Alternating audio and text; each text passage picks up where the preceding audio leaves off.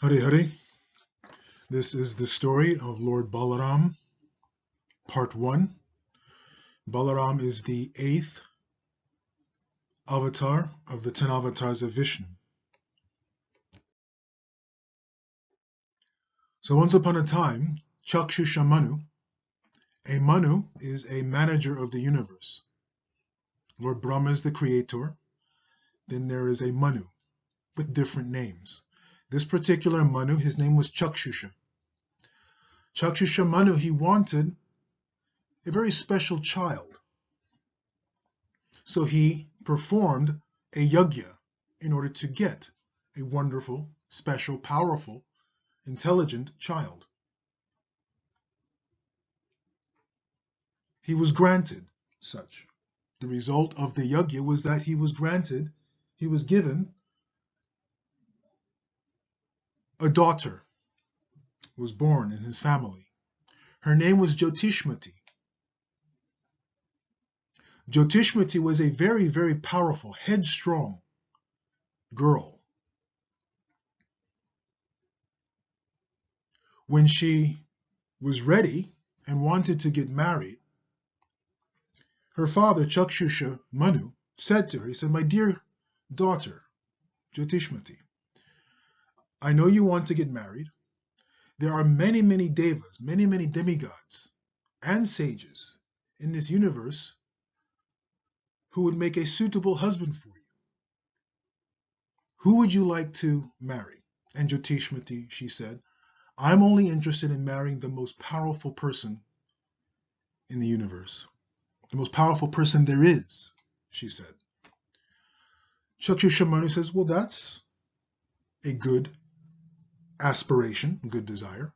Lord Indra is the king of heaven. He is the king of all the demigods. Perhaps you would like to marry him."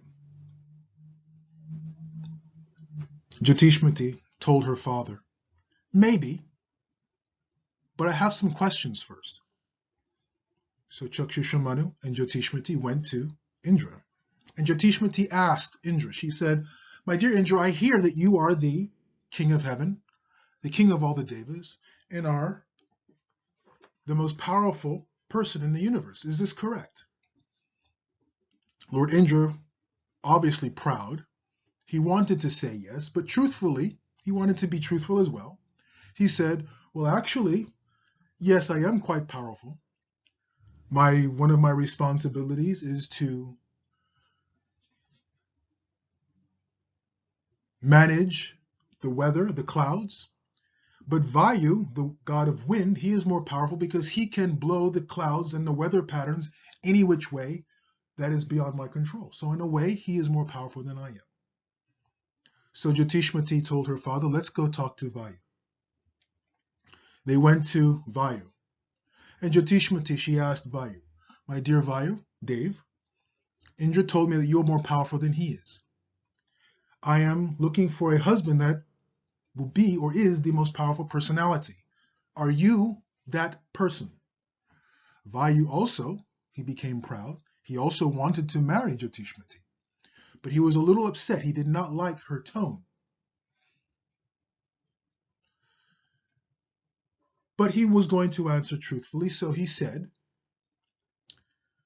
but to also cause a little mischief, he said to her, "Well, more powerful than me is actually goddess Bhumi. She is the earth, and no matter how much I want to move the earth or the mountains of the earth, I cannot do so. So Bhumi Devi, she is more powerful than me." Of course, Vayu said this because he knows that Jyotishmati is looking for a husband. So Vayu was trying to cause some mischief with her. But Jyotishmati did not hesitate 1 second. She said, "Okay." And she went to Bhumi Devi.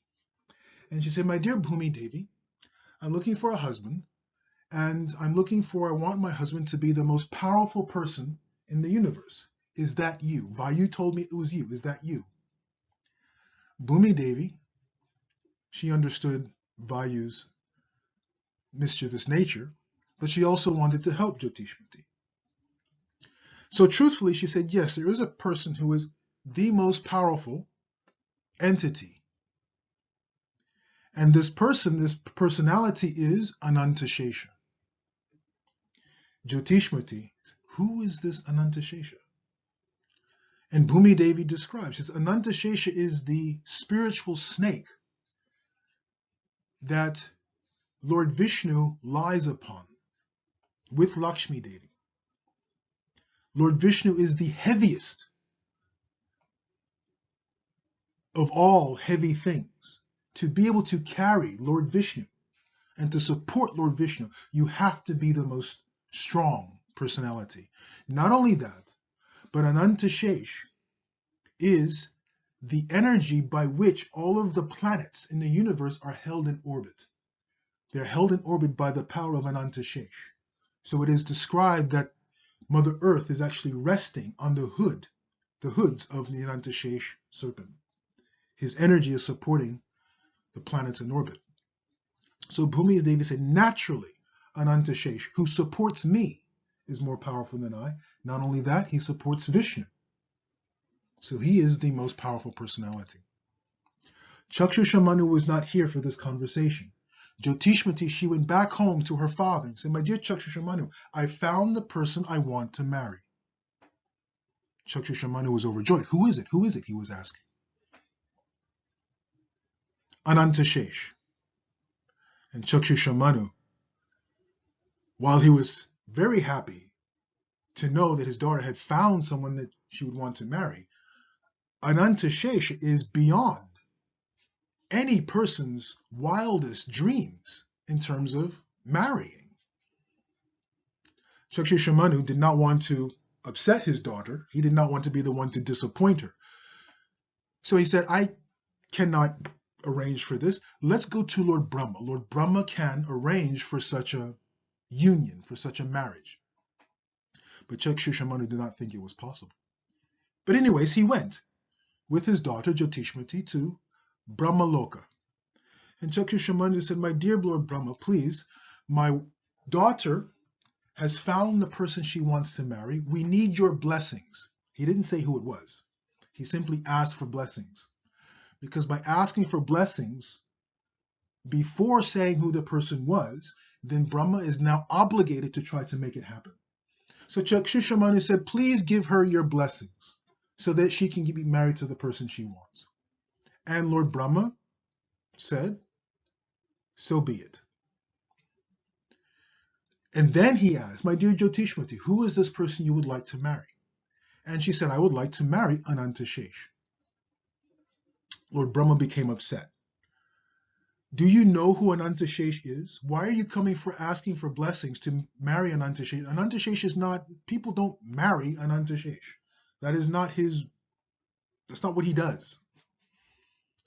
And Jyotishmati, a very powerful personality herself, remember, she is the result of Chakshushammanu's very powerful yajna. So she has that strength of character. And she says to Lord Brahma, my dear Lord Brahma, this is the person I want to marry. You've given me the blessings. Now you have to honor that. Lord Brahma says, no, you tricked me. And there was some cursing going back and forth.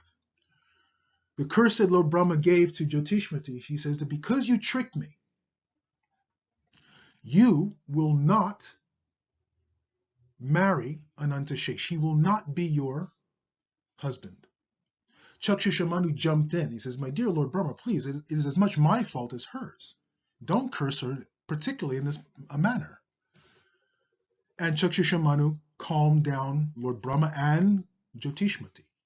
So Lord Brahma relented. He said, okay, in this lifetime, Lord Anantashesh will not be your husband. However, if you spend the rest of this lifetime in tapasya, so that you can become worthy of marrying Anantashesh, then in the next life, by the grace of Anantashesh, it may happen. So Jyotishmati she was satisfied. Chakshushamanu was a bit upset because now his daughter is going to spend the rest of her life in meditation and in tapasya. But this was what she wanted, so Chakshusha Manu supported her. Jatishmati, she went to the forest. She engaged in tapasya for thousands and thousands and thousands, many, many thousands of years, until she died. We'll continue the story in part 2. Hari Hari.